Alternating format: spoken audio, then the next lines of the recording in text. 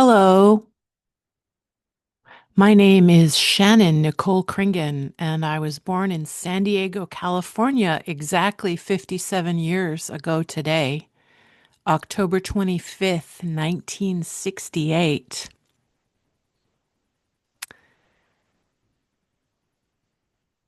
This is the worst birthday I've ever had in my life. And when I say that, I'm not trying to be a whiner who's complaining. I'm just acknowledging that this is the worst birthday I've ever had in my life because of the mental state that I'm in. And obviously, I need to learn to take better care of myself. I am filled with anger and rage. I am filled with self hatred. I am filled with frustration. I am filled with Scorpio rage. I want to burn down my m- mental cobwebs and I want to throw it into a huge bonfire and symbolically, metaphorically start with a clean slate.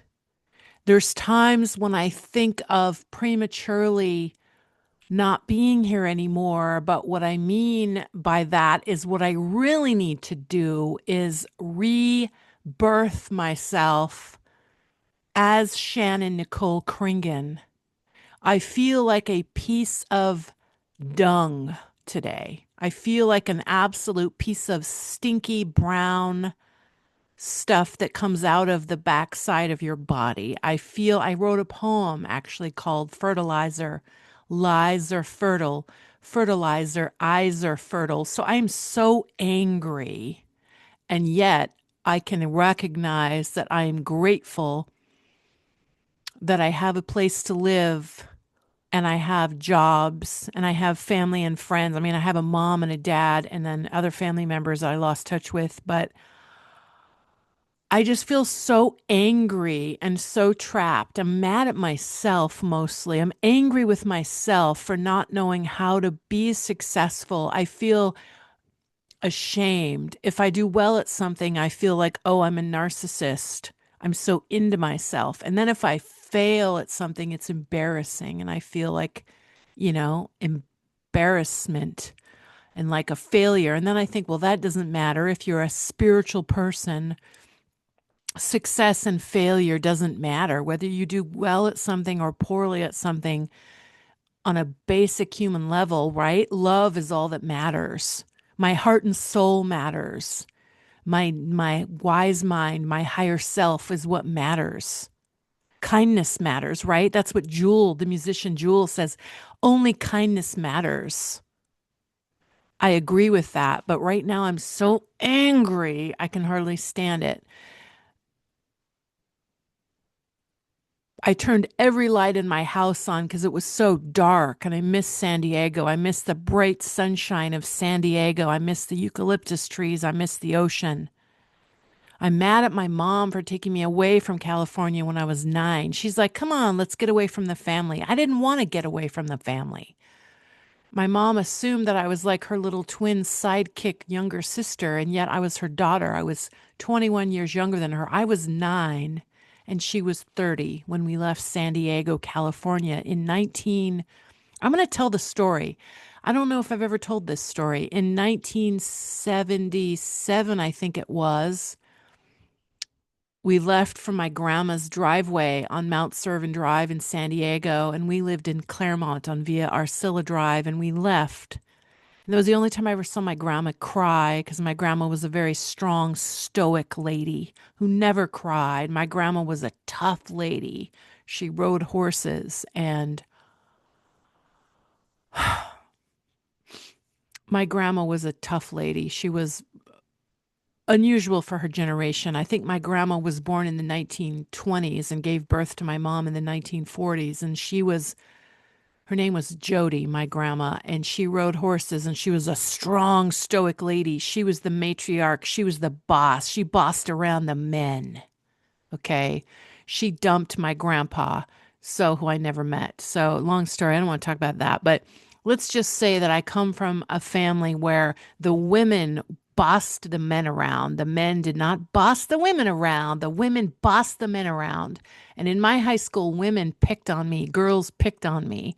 So maybe that's why I don't have a lot of close female friends because I feel competitive with other women. And I feel like other women are out to get me because my mom and my grandma had such a bad relationship. So when we left San Diego,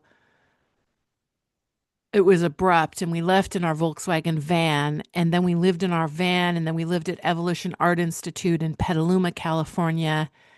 And then we decided to come all the way up to Washington State and Whidbey Island. And then we lived, and then my mom had all these different jobs and all these different boyfriends. And it was hard. It was really hard for me. And it was uncomfortable. And it was cold and wet and damp and mossy and moldy.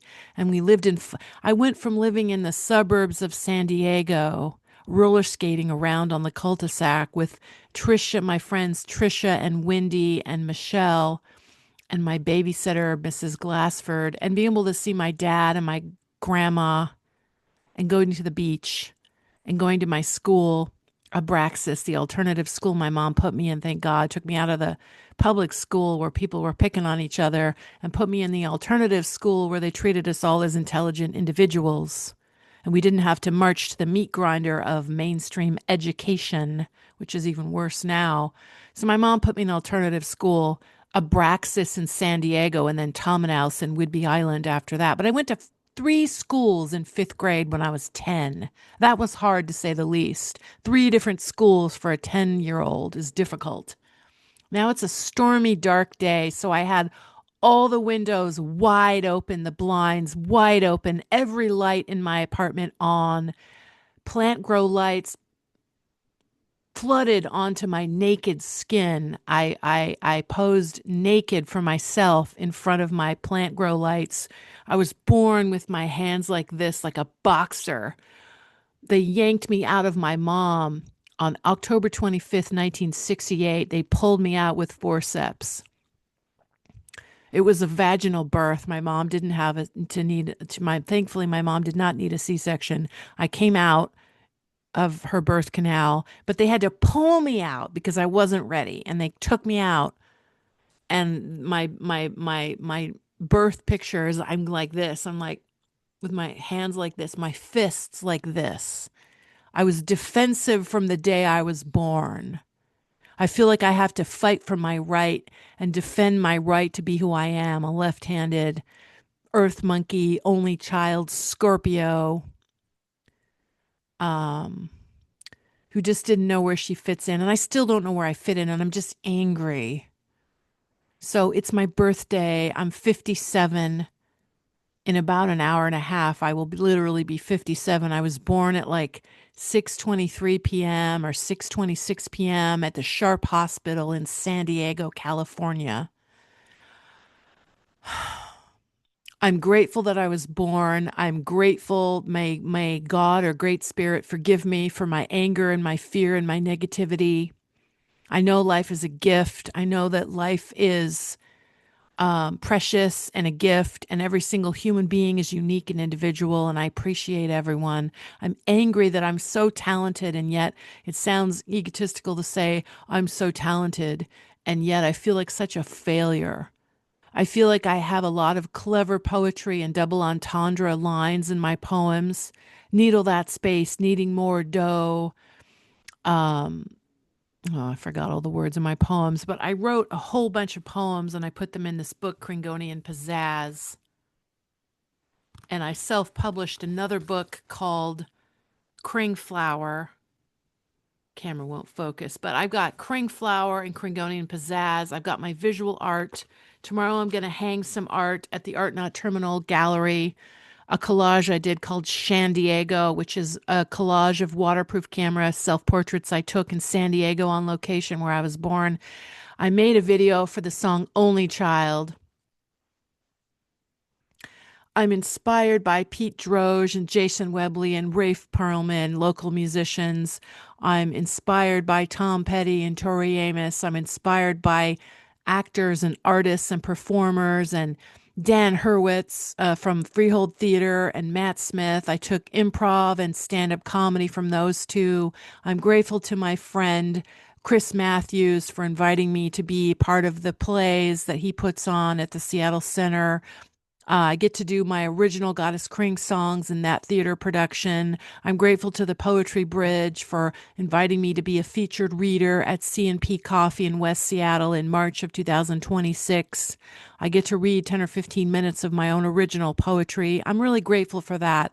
I'm grateful for the people that have worked on music videos with me. I'm grateful for Dave Flowers at Interactive Jack Records in Seattle. I'm grateful to my art car friend Kelly Lyles for inviting me tonight to maybe go to the Moore Theater to see the David Bowie orchestra thing, but I'm just in too much of a bad mood to go to that. I'm grateful that I'm alive. I'm grateful for the situation that I'm in financially because I'm a workaholic. I don't drink or smoke. I'm addicted to working and making money, which is a good addiction to have, which means that I put work first.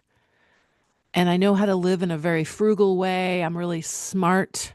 I know how to park for free and walk because I'm healthy and I can walk like 20, 30, 40 minutes so I can park and not pay for parking. I know how to live in Seattle, which is real expensive. I think about retiring in San Diego when I'm 70. It's more expensive rent down there, but there might be a way for me to get discount rent down there if I sign up for something that I could sign up for, but I don't want to get into personal details. But might be a way that I can figure out. My dad finally moved. What happened was my mom and I left San Diego, and my dad missed me so much, and he was devastated by that. And I missed my dad. So my dad followed my mom and I up here, like after about 2 or 3 years. He missed me so much he couldn't stand it. But my dad grew up in Southern California and he hates the winter in Seattle. It's dark, depressing, and gloomy. Like from like October all the way to about May. Really, the depressing months in Seattle are from September, October, November, December, January, February. Those months are all pretty depressing and wet and dark and cold and damp and moldy and mossy. It's green here and we have beautiful, like Puget Sound is beautiful, and there's beautiful big trees everywhere, and the leaves turn and all that. But it's really depressing every winter in Seattle. It really is depressing. And I've never liked it. My dad hated it.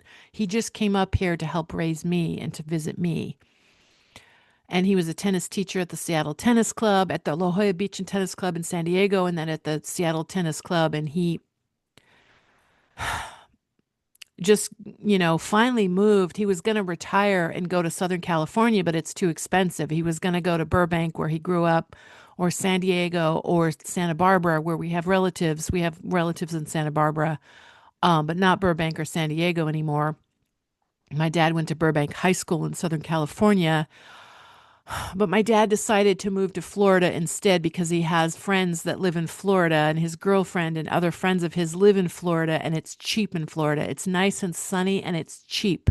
Compared to California, Florida is very inexpensive. So my dad could buy himself a nice house in Florida. So that's where my dad lives now. He's retired and lives in Florida. And yeah, it's really hot there and you need air conditioning. But my dad loves the sunshine. It makes him happy. And he gets really depressed in the dark, dark, dark, dark, dark weather. I also get depressed every winter. I have plant grow lights in my house. In my apartment, I have a whole bunch of house plants and I have plant grow lights. So today I shined it on my face. I got naked and I put the plant grow light next to my skin to get sunlight, to get fake sunlight on my skin. And right now I have every light in my house on, and I have the blinds open because I want as much natural light to flood my apartment as possible. I don't like dark, wet, cold winter weather. A little bit of rain is fun sometimes. It's kind of cozy, whatever. But generally, I don't love the dark, wet, cold, damp, moldy, mossy weather. And I miss the smell of San Diego. Eucalyptus sent me back. Eucalyptus sent the wind. Diego, San Diego, Diego, Shan Diego. Synchronicity, synchronicity. So I'm just documenting that I'm angry right now. And I'm grateful that I'm alive, but I'm just feeling really moody. My birthday is October 25th, the same as Pablo Picasso, the painter, and he was a pretty moody guy himself. And apparently, he was not a very nice boyfriend or husband, and his personal life wasn't as happy as his career. Well, I feel similar. I feel like my personal life, I'm not really so great at being someone's girlfriend or being someone's friend. I don't have a lot of close friends. I have no plans for my birthday except for maybe I'm going to go to dinner with a friend, but it's so damn expensive. I don't even want to go out to dinner because my friend can't afford to take me out. So I was going to take him out, but I don't want to take him out because I just took my mom out because she can't afford, my mom also can't afford to take me out. So I took my mom out for my birthday a few days ago, and it was also her birthday in September. So I basically took my mom out for Mexican food so we can reminisce about San Diego. We both love Mexican food, and San Diego is filled with amazing Mexican food like El Indio in San Diego that makes its own tortillas right off the freeway, right off the side of the freeway. There's this cool restaurant called El Indio in San Diego. It's like a family restaurant, been around since 1940, and I love it. I just went there recently. My grandparents used to take me there. I still love El Indio and Old Town, Torrey Pines, La Jolla Cove, Bates Nut Farm, Cuyamaca, Claremont Mesa, Claremont, Mission Bay, Ocean Beach, Mission Beach, Sunset Cliffs. These are some of the places in San Diego that I love. Coronado, Chula Vista, National City, La Jolla, especially. I love La Jolla, where my dad used to teach tennis. It's super duper expensive there, but it's so beautiful. It's so gorgeous. La Jolla Cove, where sea lions, wild sea lions, are allowed to stay on the beach 24/7, and the humans have to just adapt to the sea lions. It's amazing. It's great. And Warwick's bookstore in La Jolla. I love that place. I love that place. So I don't expect anybody to understand this except for me and whoever else. If you're watching and you're from San Diego or you're familiar with San Diego, you might understand what I mean. I miss the Chart House. I miss Alfonso's and Salazar's. Those Mexican restaurants are gone. But there's still El Indio and still some amazing good Mexican food in San Diego. And the weather there is very unique and interesting. It stays pretty cool on the coast because there's a microclimate and the ocean breeze comes in, and it really does stay in the 70s. It doesn't get like 80, 90, 100 degrees like some parts of Southern California get super duper hot. If you go inland from San Diego, it probably does get super hot.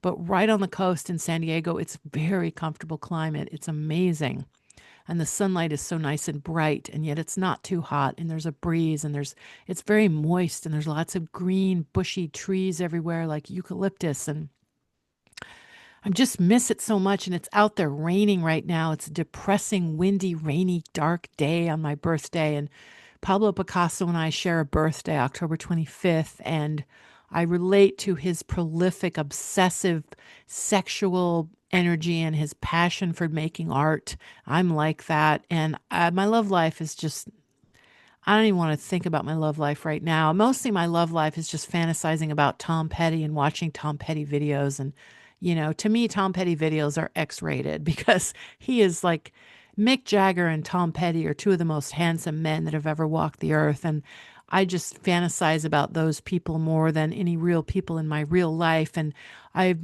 had many different boyfriends. And right now I love some people in my life, but my love life is, I'm just not happy with myself right now. And I don't want to, I respect the privacy of people who are friends with me, but I'm just not happy in my personal life. And I'm really good at working and making money and taking care of myself on that level. And I need to probably go back into therapy and find somebody that understands, because supposedly I'm on the autism spectrum and supposedly I'm neurodivergent and I have synesthesia. When I hear music, I see shapes, and I'm highly sensitive to noise, and I need to live by myself. I'm very moody, very moody, very moody. I don't really want to go anywhere. It's my birthday and I just want to be by myself. And my friend is playing music from 8 to 10. Maybe I'll go to where he's playing music. I don't know. If I'm really in the mood and somebody else invited me somewhere, but I don't want to go. I'm too moody. And this other guy and I might go to dinner, but again, he can't afford to pay, so I have to pay, and I don't want to. And I just found out like the Chinese buffet that I might have wanted to go to is like $35 for Chinese buffet. That's ridiculous. Like for two people, it's $70 to get dinner. That's insane, plus a tip.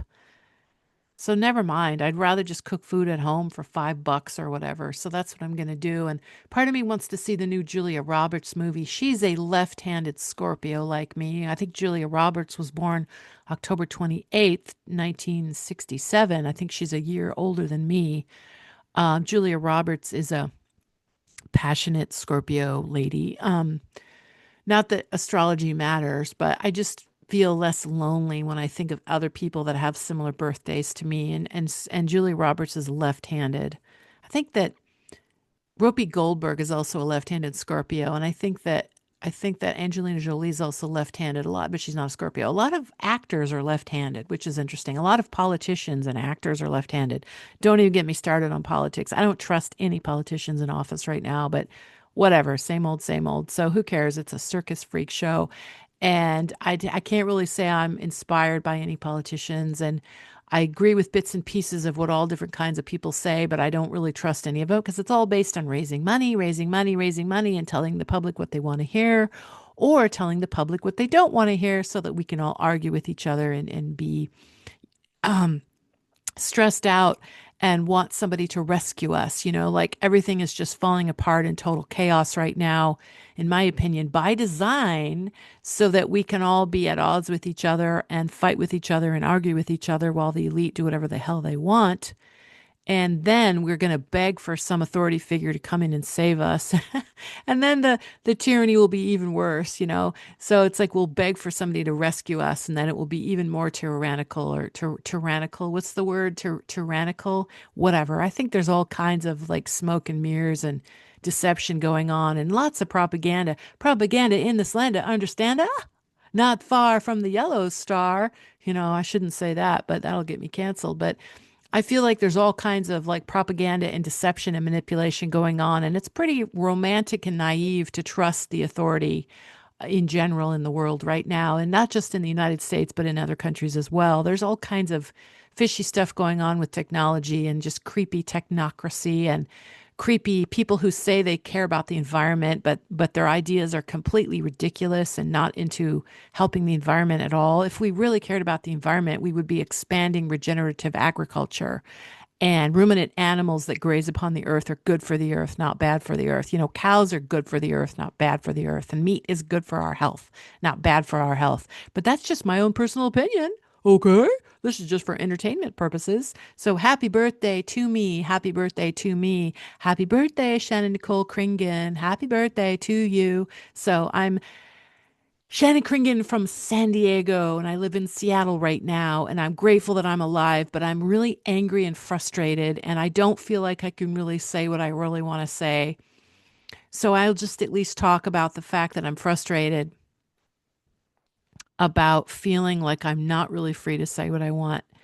And it's okay with me if you don't understand what I mean. I'm sick of trying to be understood by other people. Probably nobody will ever really understand me, and that's fine too. I need to listen to more Jungian psychology, therapy type videos and Buddhist videos. I love to listen to Buddhist videos late at night when I'm trying to fall asleep. This menopause is kicking my butt.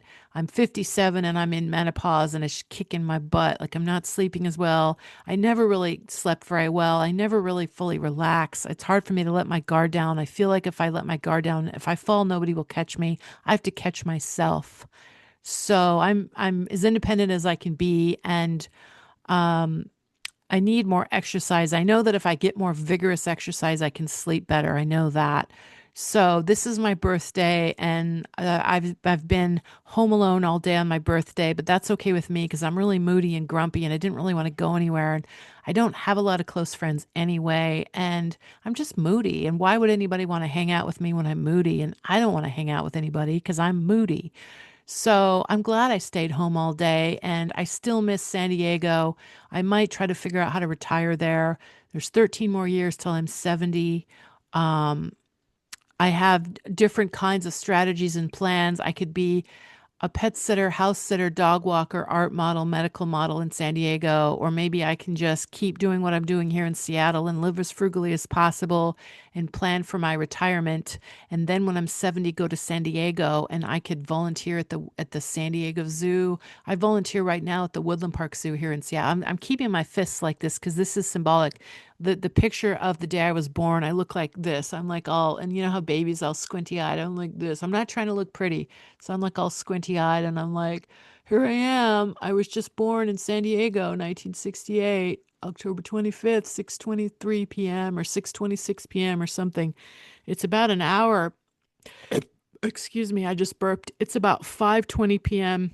on 10/25/25, and I'm alive, and I'm grateful that I'm really grateful that I'm alive, and I'm just kind of a grumpy, angry person right now. So I'm really grateful for all of my gigs. I'm really grateful my landlord. I have a really nice landlord.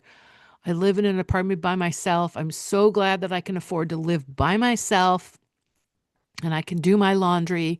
I can eat and sleep. I need to learn how to sleep better. I know that even in San Diego, when I was an 8-year-old little kid, I remember it was so hard for me to fall asleep. It's always been hard for me to fall asleep. Like it takes over an hour for me to fall asleep all the time, even if I'm extremely tired. Even when I was a little kid in San Diego, it would take forever for me to fall asleep. And I would sit there in my bedroom when I was 8 years old and look at we live right by Tecolote Canyon in Claremont, San Diego on Via Arcilla Drive. And there was like these cars going by and I was like listening to I mean, not listening. I was looking at for some reason, the headlights would shine on the top near the ceiling of my bedroom. And I just remember staring off into space and looking at the weird patterns that the lights would make. You know, I'm autistic, so I notice patterns. I look at when I hear music, I see shapes and textures in my head, and I look at tree branches and I stare at mud puddles and I look at patterns in water and I can stare off into space for hours. And that's why I'm a good art model because I get paid to just stare off into space and just hold still and look aesthetically pleasing. But I get to daydream. I'm so grateful that I get to daydream for a living. That, I mean, it is my art modeling is work. I definitely am a good professional art model. I'm not trying to put myself down, but the simplicity of my job mentally is good. Like I show up and I say hello and then I pose and I hold still and they time me. Either I time myself or they time me, but I'm so grateful that I can just sit there and just relax as a human and pose and get into an aesthetically pleasing position and they can draw and paint and I can earn a living doing something very simple and not having to be an aggressive salesperson or a business person or I'm so glad I don't have a job where I sit at a desk all day and do computer things. I don't want to do that. I do enough computer stuff just for my artwork, just for fun. And I do enough email and timesheets. I'm really glad that I get to make a living in a creative, interesting way. I'm really glad I got to go to San Diego. My friend and I went all the way. We drove my art car 1,255 miles times two. So 2,400 miles, 2,500 miles probably. Plus, you know, my art car, my Honda Fit did amazing. I got the oil changed before we left, and then I got the oil changed again when I got back just to make sure, and I made sure the car was in good shape. And I'm so grateful that I was able to drive to and from San Diego. I drove all the way to and from Houston a year ago for the art car parade there. We got reimbursed for gas, so it was affordable. That was amazing. That is amazing. I'm amazed. I got to go to Edinburgh, Scotland. I've gone to Australia and Mexico and England and France and Austria and Holland. And I have a friend that lives in Norway and a friend that lives in near Liverpool, England, in a place called Merseyside, St. Helens in England. And I'm so grateful for that. I'm grateful that I have friends I can visit in other countries. I'm grateful to the wonderful Airbnb person. I stayed at this wonderful place in San Diego near National City or Chula Vista. I can't remember what neighborhood it was, but near San Diego. I am so grateful I got to go to La Jolla Cove and see the sea lions. I love the sea lions at La Jolla Cove. I'm grateful that I got to do that coaching session the other day. I'm going to mention more about that when I'm more calm, when I can rationally share about the wonderful lady who is a life coach who helped me improvisationally in a very healing kind of way.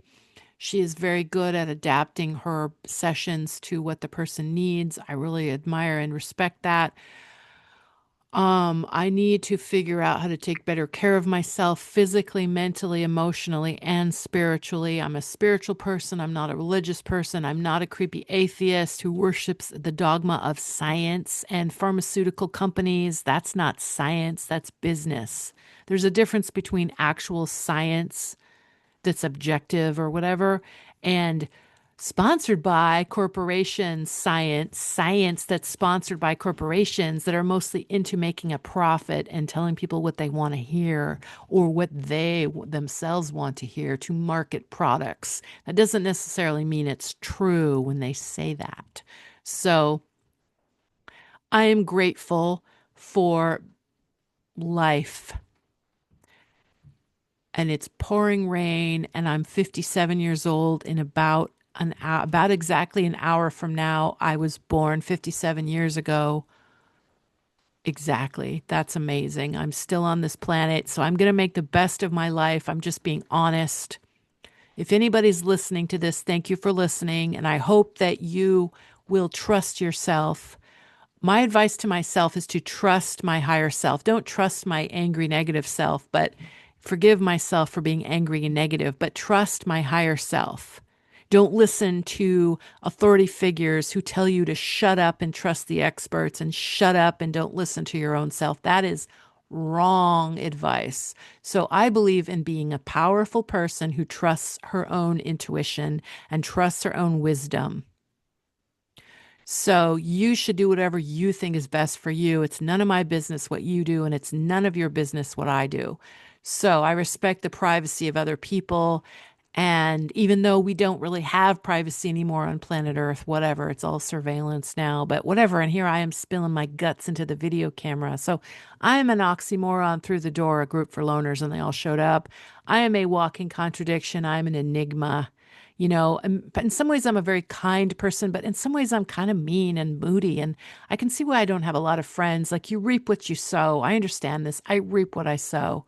I don't really know how to nurture friendships, and that's why I don't have a lot of friends. And that's okay with me.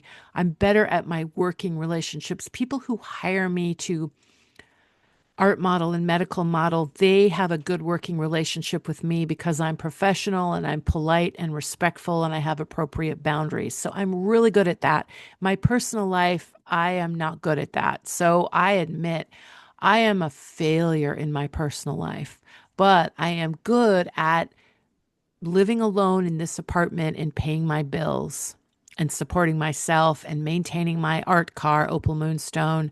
I am good at my career. I am good at my art. I'm going to be hanging a new piece called Shan Diego, a collage, a photo canvas print collage at the art gallery. I'll show it to you since I don't really care what I look like right now.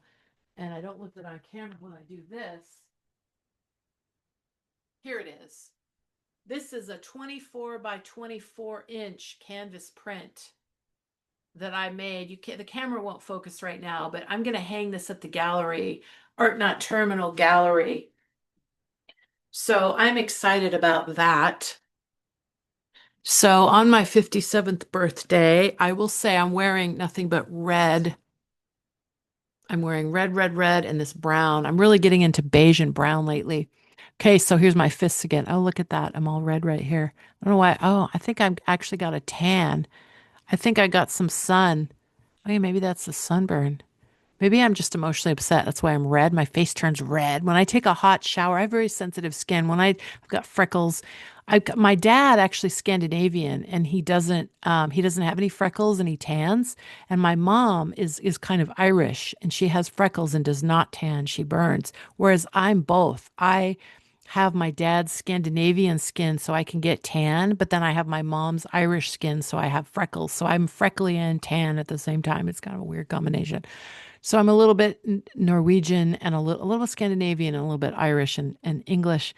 On my mom's side, it's Irish, English, and Scottish. And on my dad's side, it's Swedish and Norwegian. And then apparently there's a teeny bit of Native American in my grandma from my mom's side. And she looked like an Indian. My grandma, my maternal grandmother, had dark, straight hair and brown eyes and a very pointy, chiseled nose and beautiful cheekbones. And she looked kind of Native American Indian, very beautiful lady.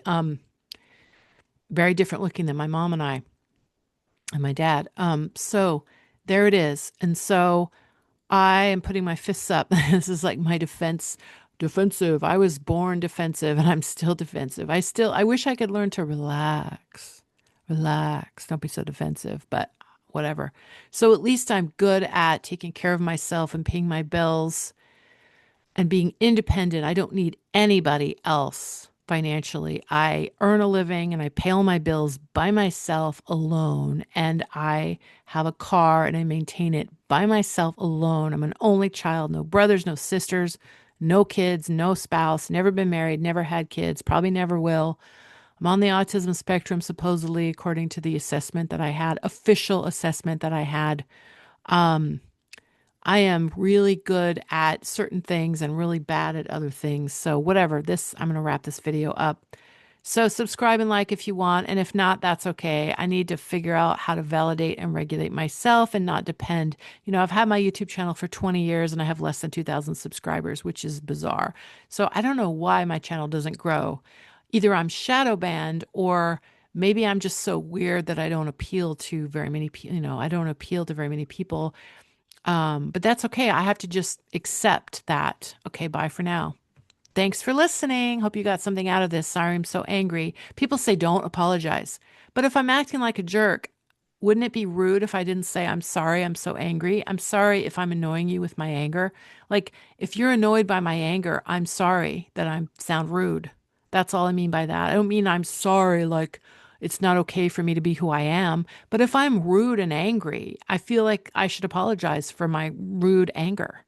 And I will not apologize for my intelligence and my wisdom and my beauty. I'm beautiful and I'm talented and I know it. But I'm also, see, so I'm sorry for my dark side. I'm not going to not say I'm sorry. Screw people who say, don't say you're sorry, Shannon. Well, I can say I'm sorry if I want. I'm not sorry that I'm sorry. So I'm sorry. So if you don't want me to apologize, well, tough. I'm going to apologize. So I am sorry to anybody that I've ever been mean to. I am sorry to myself, like, please forgive me for being rude. Anybody who knows me, I'm sorry that if I was ever rude to you. Please forgive me for being rude. Please forgive me for being angry. Please forgive me for taking life for granted. Please forgive me for all of my negative traits. And please appreciate me for all of my good traits. My sensitivity, my kindness, my talent, my tenacity, my resilience, my professionalism, my reliability. People who hire me say I'm very reliable. I'm easy to work with. I'm nice. I'm reliable. I'm easy to work with. And even with my friends, when I'm rude and mean, I do admit, I'm sorry I'm being rude and mean. I admit it. I never blame them for my rudeness. I always take responsibility, but I still act like a jerk sometimes. And I feel like if I'm really grumpy and moody around other people, I need to get off and be by myself. It's not appropriate for me to hang out with people when I'm in a bad mood. So nobody wants to be around me when I'm in a bad mood. So I accept that. So that's all. I just wanted to share my truth. That's it for now. Bye bye. Have a good night.